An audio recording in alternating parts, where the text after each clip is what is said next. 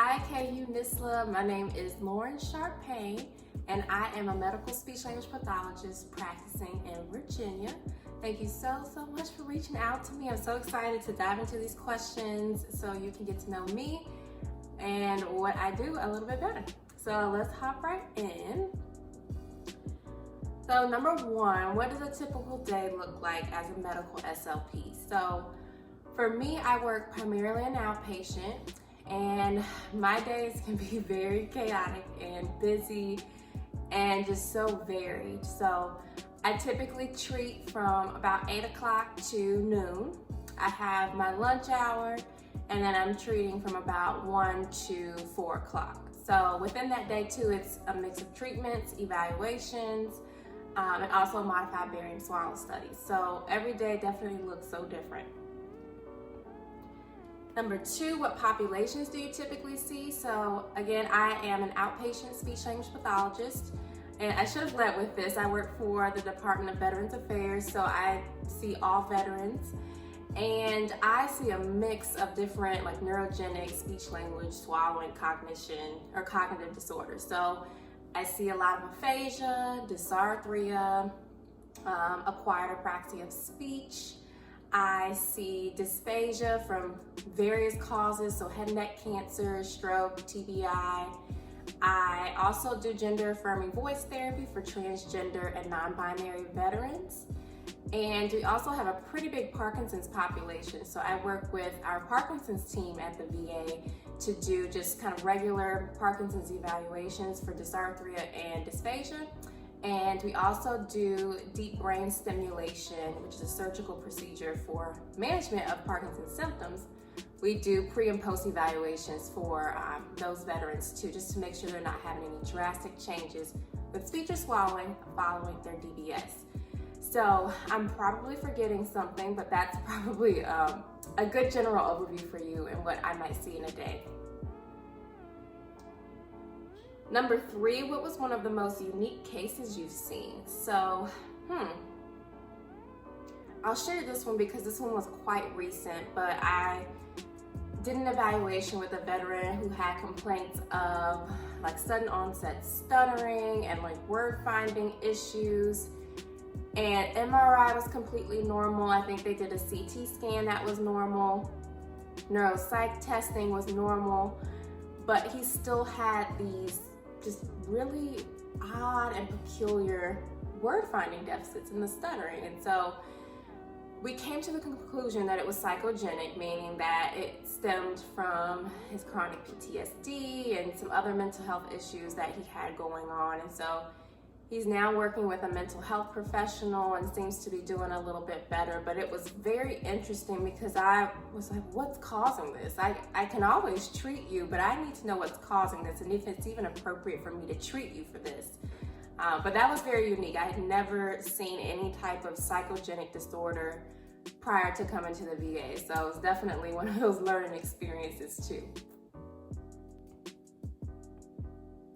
All right, so number four, how do you manage your time as both an influencer and a medical SLP? So this is such a funny question because I don't consider myself to be an influencer. I have brands reach out to me all the time, like medical SLP brands and scrub brands, and that's just not me. Like you're not gonna see me like, hey, you get 10% off for this shoe that you can wear in the hospital. It's just not me. I am just focused on giving back to the future of SLP. So I digress. But anyway, if I had to say I was an influencer and how I balance my time, you know, my sanity, like my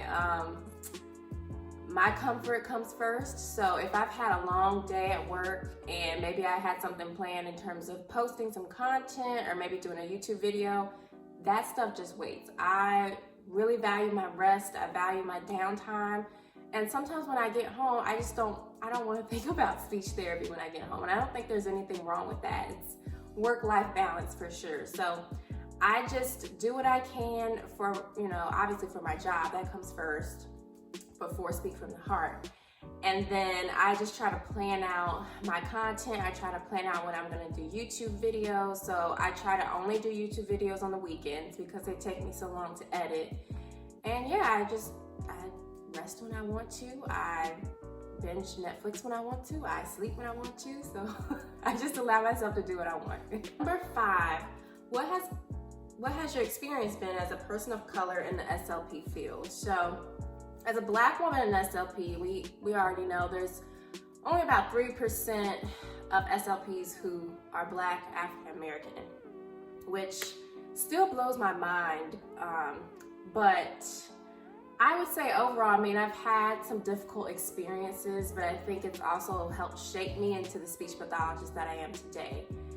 I saw very early in my undergraduate program that, wow, this is a overwhelmingly white field. And when I got to grad school, that was more of a realization than undergrad. And I've always been this sounds weird to say aloud, but I'm very passionate about being Black. I love my Blackness. I love, just seeing us advance in the field, in different fields, just in the world in general. And so I just try to do what I can do to be visible as a Black lesbian speech language pathologist, because it's important that, the next generation of SLPs sees that. It's okay. Like, you can be LGBTQ, you can be Black, you can be both, and you can still make it in this field. So visibility is probably the way that I combat sometimes those feelings of like imposter syndrome. Is this really for me? I'm not even supposed to be here because I'm Black. That helps me combat that, because there's someone else who is in my shoes as an undergraduate or graduate student, and they need to hear these words and see me. So yeah, that probably didn't answer the question all the way, but that's what I felt in my heart. So that's what I shared. All right. So, phone keeps locking here. Any advice for students preparing for grad school or for those who are graduating and about to start their CFYs? So I'm gonna do a little plug here. Obviously, you're probably watching this on my YouTube channel. I have tons of videos for students going to grad school and getting ready for their CFs. Tons of resources to help you feel a little bit more prepared. So I won't spend too much time on this question here, but I will say, if you are getting ready to go to grad school, because so many of you are, definitely take this time, the summer, to just rest. Do things that you enjoy. I know we're still in a pandemic, but really cater to yourself, because grad school is very demanding. It's difficult. I'm not gonna sugarcoat it. It's difficult, and that makes the journey even more sweet. But definitely take some time to just do things that you enjoy. Rest, recover from 4 years of undergrad, and then that way you feel a little bit more refreshed when you do start grad school. Number 7, how did you decide that you wanted to work in the medical setting? Very, very great question. So I started my career, I did my CFY with pediatrics and stayed there for about 2 years, and quickly determined that it just wasn't for me. I was feeling burnt out. I just wasn't fulfilled. And around that same time, my aunt actually had a stroke and was diagnosed with aphasia. And just seeing her and talking with her every day and helping her, in her recovery, I was like, I want to do this. Like, this is the population I want to help. And she really kind of fueled my passion for adult speech therapy. And so I worked so hard to transition from pediatrics to medical SLP. It was like 2 completely different worlds, but I made it, and I'm here. And I'm here to say too, it's very possible. So if you start in one area, you do not have to stay there. You're not bound to that one area. You can definitely move around. But I do feel so much more fulfilled. This is definitely my passion, and I'm so happy that I'm here. All right, next question. Oh, we're almost done. Are there any experiences you had in grad school or your CFY that were particularly impactful to prepare you for a career as a medical SLP? Well, I'm gonna be honest. Like I said, I did my CFY with kids, so I wouldn't say it directly impacted like my career or success in medical SLP, but it definitely drove me to work harder.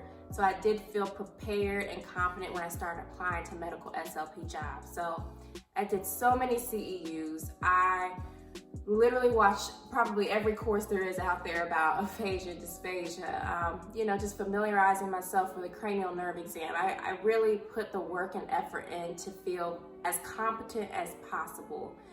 And so that's why I was saying, you know, if you figure out you don't want to do pediatrics or you don't want to do medical, it's okay. Just put in the time to learn a little bit more, you know, apply that stuff and put it on your resume. And that way you do feel more confident when you eventually apply as well. And I think there's two more questions.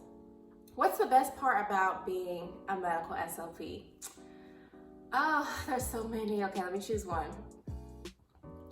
I think the best part for me, I have had patients who come in and they're like, I can't do this. I'm never gonna be able to speak the way I spoke before, or I'm not gonna be able to order my food at a restaurant, or I'm never gonna be able to eat again. And when we finally get them there to the point that they can do those things, and it's just this look of joy on the faces of my patients. And those moments for me just really solidify why I'm doing this. And it's one of those things that, you know, you won't always see. You won't see that every day. Sometimes patients come in and they're frustrated. It's difficult for them. They've had this huge change in their life typically and are trying to adjust to that. But when they do get there and they meet their goals, it is such a beautiful thing. And that really is one of my favorite parts about this field. And number 10, how did you know you wanted to be an SLP? Again, I have shared this story like 1,000,001 times, and it's also on my YouTube channel too. I think it's under my why, so like why I wanted to be a speech pathologist. But I wanted to be a lawyer, just to sum it up really quickly. Up until high school, I was going to pursue law, and I was taking a sociology course in my 12th grade year, and we saw a video about Jeannie, young girl, had no human interaction until she was like 12. Had no communication, no verbal, nonverbal. I think she was just kind of making vocalizations. She worked with a speech pathologist and was eventually able to have a communication system. And I was so blown away, like, there's a job that you can help people talk? At that point, I didn't even know about like swallowing cognition, but at that point, I changed my major the next day.